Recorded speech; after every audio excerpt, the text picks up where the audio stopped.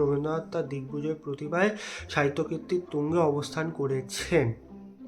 আচ্ছা, তো এখানে যেটা বলা হয়েছে যে ठुमक ठुमक जब हिट जाए तू पहाड़ी बाटों में छम छम। তেরি আমি মুজরা করছি কেন ভাই? তেরি মুজরা করলে হবে না, আমাকে পড়াটা মুখস্থ করতে হবে, ফোকাস, বিশ্ব ফোকাস দেখি।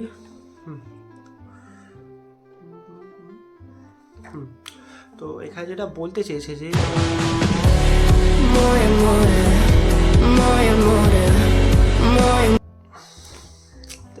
আবার আমি মই করছি কেন? আরে ভাই পড়াটা মুখস্থ কর, মই করে লাভ নেই। যেটা বলেছে এখানে যে পিঙ্কি পঙ্কি কেন ভাই, আমাকে পড়াটা মুখস্থ